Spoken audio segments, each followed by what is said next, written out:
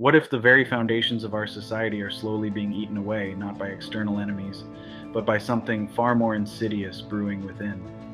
History isn't just dusty books. It's a chilling prophecy for what happens when we let our political differences turn into an us versus them war.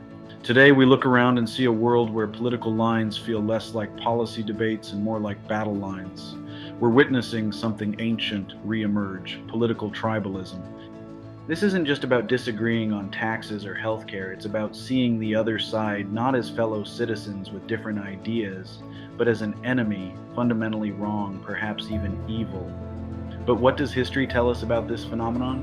What are the grim consequences when loyalty to your political team outweighs loyalty to shared values, facts, or even the common good? We're about to uncover the patterns that echo through centuries, patterns that should make us all sit up and pay attention. At its core, political tribalism is when your identity becomes so wrapped up in your political group that you prioritize its success above everything else. It means facts are filtered through your team's lens, opposing views are dismissed out of hand, and compromise becomes a dirty word. You might not even realize you're doing it, but when the other side's victory feels like a personal loss and their failure feels like your triumph, you're in tribal territory. This isn't just human nature, it's a dangerous path societies have walked many times before, usually with disastrous results. Let's journey back to ancient Rome, a republic that prided itself on its laws and institutions. For centuries, different factions, the optimates and the populares, vied for power. The optimates, or best men, generally favored the Senate and the established aristocracy. The populares, or favoring the people, sought support from the common citizens and often pushed for reforms. For a long time, these were political parties in a recognizable sense, often disagreeing but ultimately operating within the same system. They could debate, they could lose, and the republic would continue. But then things started to shift. The ambition of powerful individuals like Marius and Sulla, and later Pompey and Caesar, began to override loyalty to the state. These figures cultivated personal armies, promising land and riches to their soldiers, who in turn swore loyalty to their general, not to Rome itself. When Sulla marched on Rome with his legions, a shocking, unprecedented act, it signaled a new era. His political rivals weren't just opponents, they were enemies to be purged. Thousands were executed. This wasn't politics anymore, it was war by other means. The fabric of the Republic, once held together by tradition, law, and a shared sense of Roman identity, began to tear. The ensuing civil wars, marked by extreme violence and purges, ultimately led to the Republic's collapse and the rise of emperors. The Roman example teaches us that when personal and factional loyalty supersedes loyalty to the system eventually breaks. Fast forward to 17th century Europe, an era defined by religious fervor. The Protestant Reformation had splintered Christendom, creating deep, identity-forming divisions. This wasn't just about how you worshipped, it was about who you were, who your neighbors were, and which ruler you owed allegiance to. This religious tribalism spilled violently into politics, culminating in the 30 Years' War from 1618 to 1648. This wasn't just a war between kings, it was a devastating conflict that ripped through Central Europe, fueled by religious identity and deep-seated animosity between Catholic and Protestant factions. Armies ravaged entire regions. Populations were decimated by fighting, famine, and disease, sometimes by as much as 75% in some German states. It became a war of us versus them, where the them were not just people with different beliefs, but enemies whose very existence threatened your own. The human cost was astronomical, reminding us how identity-based conflicts, even those with religious origins, can quickly become political and lead to unimaginable suffering. And then, closer to home for many, the American Civil War. This was the ultimate expression of political tribalism reaching its violent peak.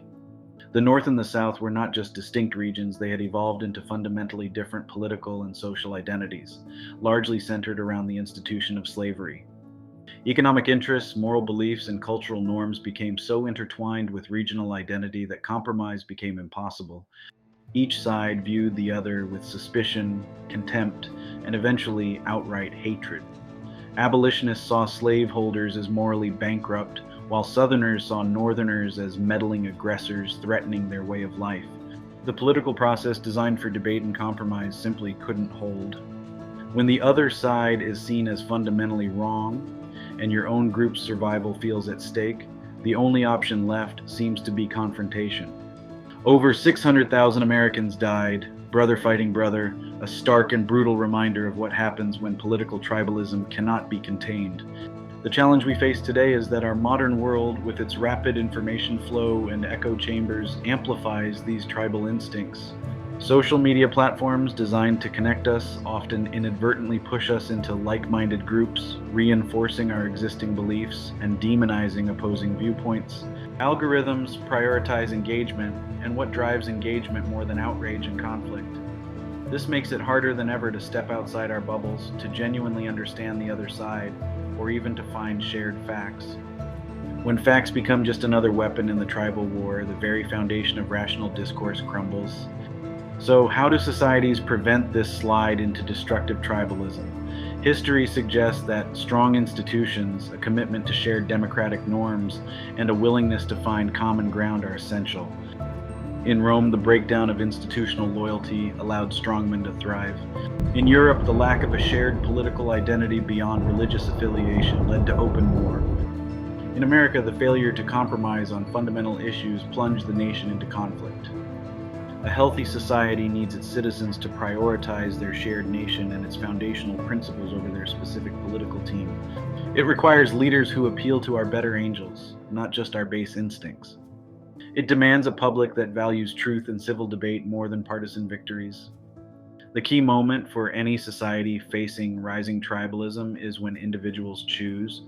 Do you double down on your team no matter the cost, or do you recognize the inherent dangers and seek to rebuild bridges? Do you listen to voices that challenge your assumptions, or do you only consume information that confirms your existing biases? The historical patterns are clear. Unchecked tribalism leads to instability, conflict, and ultimately, the weakening or even collapse of the very society it claims to defend. In conclusion, history isn't just a record of the past. It's a living textbook of consequences. From the fall of the Roman Republic to the devastation of the 30 Years' War and the heartbreak of the American Civil War, the message is chillingly consistent. When politics becomes tribal, reason gives way to emotion, dialogue becomes demonization, and common ground disappears under a mountain of animosity.